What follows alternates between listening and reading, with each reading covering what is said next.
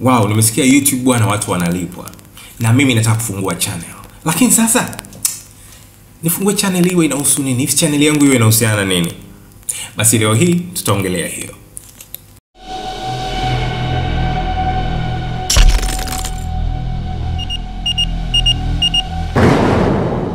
Hey, mambo vipi? Hii ni Success Path Network H1 Teach 1. Mimi naitwa Esden Jumanne. Karibu sana. Juzi bwana nimetulia hivi, nilikuwa nasoma kitabu, mara simu inaingia. Hello, bwana bro, kwema bwana, mimi naitwa fulani, sitamtaja jina.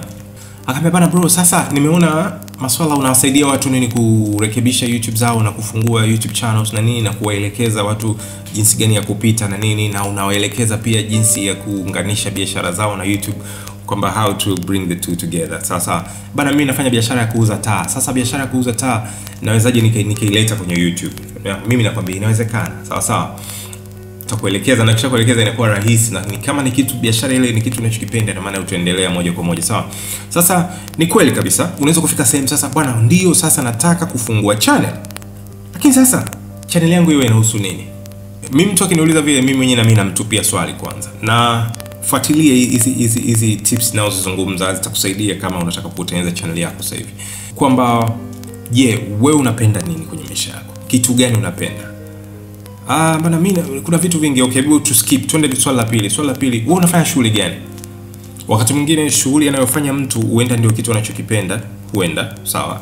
Kwa hiyo mtu nikimuuliza wewe unafanya shughuli gani, kwa hiyo huwa anajaribu kuangalia kwamba namna gani labda anaweza kaifanya hii shughuli yake pia ikawa sehemu ya YouTube channel, kwa sababu shughuli ya mtu ina maana kwamba muda mwingi akiwa active, muda mwingi wa mchana, asubuhi mpaka labda jioni, anautumia pale kwenye shughuli yake.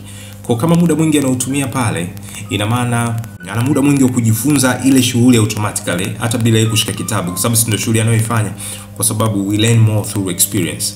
Kwa hiyo inaweza ikawa rahisi akiwa na channel ya kuongelea hicho kitu, kwa sababu kwanza muda mwingi yupo kwenye field hiyo, si ndio?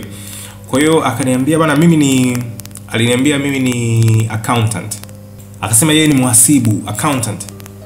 Sasa nikamwambia kwa hiyo sasa, akasema lakini bana napenda sana nataka nifungue channel niongelee masuala ya habari, yani nione ripoti ya habari mbalimbali. Sasa nikaanza kupata wasiwasi. Sasa kutoka mhasibu mpaka kwenda kuripoti habari, kumdadisi kwa muda, nikagundua kwamba amekuwa inspired sana na channel nyingi za habari, yani zinazofanya vile mambo ya habari na nini, sawa. Na kumdadisi zaidi nikaja kugundua kwamba sio ukweli kwamba anapenda sana habari, lakini kila akielezea reference yake kwamba naona ni vile channel za habari kwamba ni rahisi kupata info zile za kina sijui labda Rais Magufuli kafanya nini, sijui nani kafanya nini, mbunge fulani kafanya nini, habari za siasa zile na nini.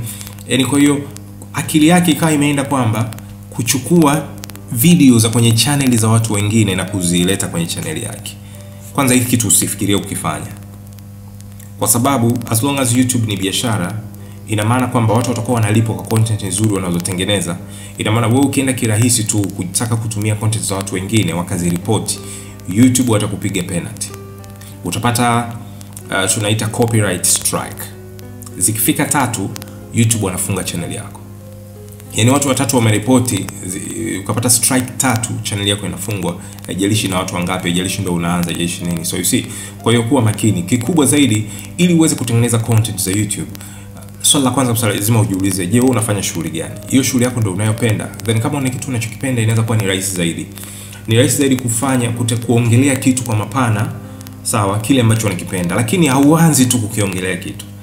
Zaidi hapo mimi watu wanawarudisha nyuma kwamba kama ndio hiki kitu unakipenda na unataka kwanza kukifanyia kazi, kutengeneza content kuhusu hiki kitu, kama kweli unakipenda, tafadhali anza kusoma vitabu, articles, yapo maandiko mbalimbali kwenye internet kuhusiana na kitu hicho. Inaweza kuwa vizuri zaidi. So yule bwana kwa mfano nilimwambia kama wewe ni accountant mzee, nikamwambia ni wewe unaweza kutengeneza channel nzuri sana ambayo ikaongelea mambo ya uhasibu, mambo ya biashara ambayo watu wengi hawayajui au wengi hawaendi deep.